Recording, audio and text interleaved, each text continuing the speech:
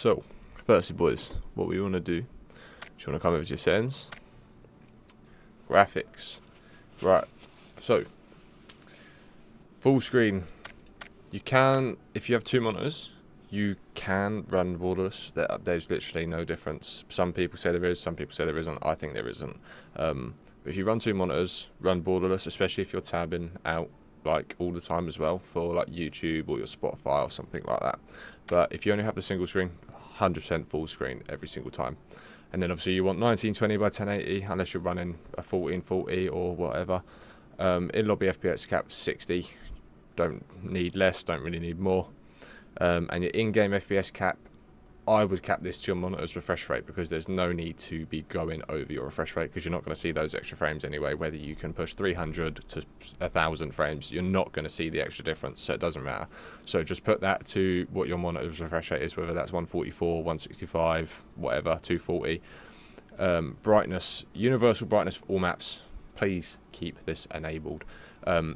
Put it up to 75, but it's really down to your personal preference, but I think anywhere between 60 and 75 is the sweet spot. I like to keep mine at 75 just because that's my personal preference, yet again.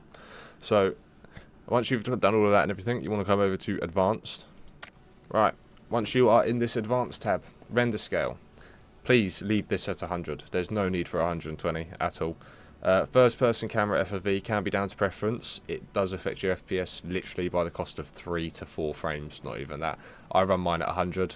You can put it at 103 if you really want to, but if you are really struggling for FPS, just bump it down to 90 and just try and get used to it or something like that. But I think that's just really personal preference. I don't think it's going to affect many people's systems that much by having that down or up. So overall graphics quality, I can run this game on all high and I can still cap out at the same FPS that I do, but I choose not to just purely because I don't like delay and stuff like that. I'd rather just the best performance, the smoothest gameplay possible. So anti-aliasing, I have a high. You can put this on medium if you want to, but I recommend if you've got a mid-range GPU like a early 40 series card or even a 3070, 3080, I would leave this on high, otherwise your game is going to look like arse. Post-processing, I have very low. I don't see any need for it. There's no difference for me, and it does affect your FPS quite a lot. Shadows, very low, because the higher you have the shadows, it puts you at a disadvantage for other players and spotting enemies, especially under trees and just in very dark areas and stuff like that. Textures, everybody put this at high. If you're really struggling for FPS, like to the point where the game's literally just like unplayable, put it down to medium. But most people should be able to run this on high, even with low-end PCs and stuff like that. If your graphics card can handle it, you can put it to ultra. There's not much difference. 1-2 FPS drop. It's not much. So, but I keep it on high. Effects, very low. I have heard a rumor that having this on medium changes the way glass is sort of like transparent, and seeing enemies through it is apparently meant to be easier when it's on medium. But me personally, I haven't tested that. I haven't gone into a game with any friends and experimented with that, so feel free to do that and test that off of your own accord. But I leave mine on very low.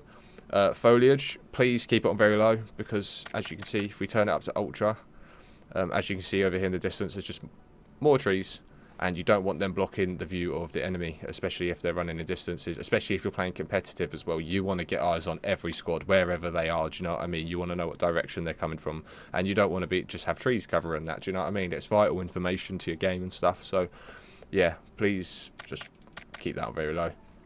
View distance, bit of personal preference. I wouldn't go above medium, personally. You can keep it on low if you like them just extra little bits, like, and it's a bit if the scenery looks a bit missing, like a little bit bland, you can put it on low. But for me, I would literally just leave this on very low because it's not important to most people. You're here for you want the smooth gameplay, do you know what I mean? Sharpen, enable. I haven't actually tested this, so I don't know if it actually does have an effect on FPS, but for me, it doesn't seem to do anything, so I leave it on. VSync.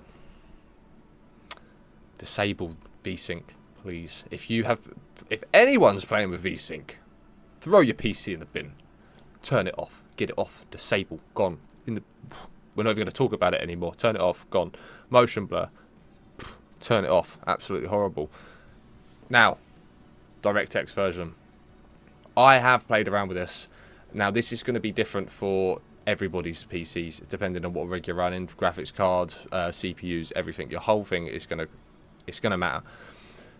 DirectX 11 for me, it was alright, but I was getting micro stutters where my frames would drop quite a little bit, like every now and again, and it would be by like 20, 15 frames. DirectX 11 Enhanced, I haven't had a problem with it. It's run smooth, it's run consistent. So this is down to you to play around with. You need to try out DirectX 11 and DirectX 11 Enhanced. Do not use DirectX 12. Stay away from this. Just toggle around with DirectX 11 and DirectX 11 Enhanced. Okay, please, for the love of God, don't use 12. Once you've done all of that, head over to your NVIDIA settings. Right guys, once you get to your NVIDIA control panel, you want to come to here, adjust image settings with preview, and you want to make sure that this is on use my preference emphasizing, and you want to make sure that that's down on performance. Make sure you click apply in the bottom, otherwise it will not save. Go to manage 3D settings. I'm not going to bore you with any of this, just feel free to pause the video and just copy it as I'm scrolling through it now. Just make sure that this one, OpenGL Renderer GPU, is on the NVIDIA RTX 4060 and not auto select. But copy them as you want to. Configure surround seek. Make sure that your processor is on NVIDIA GeForce or your graphics card, not your processor. So leave that like that. Make sure to click apply. Now, a desktop color settings. For PUBG, this is vital because PUBG is such a dull looking game. There's not a lot of colour to PUBG at all, especially in the environment like the trees and stuff like that. So please make sure you bump this digital vibrance up to about 80. I think 70 to 80% is completely fine. It's personal preference, but just please make sure that you do bump this up because it'll make your game look so much better. Anyway guys, that's where I'm going to be ending today's video. I really do hope that this video has helped some of you out there gain a little bit of an FPS or a performance boost in your gameplay on PUBG. If it did, let me know down in the comments, and also smash that like and subscribe button, and I hope to see you all in the next one. Peace and love, people. I just want to be iconic, sipping on a gin and tonic, got me going off when I'm on this topic, yeah. If I ever play, I want it, you know that I'm always honest.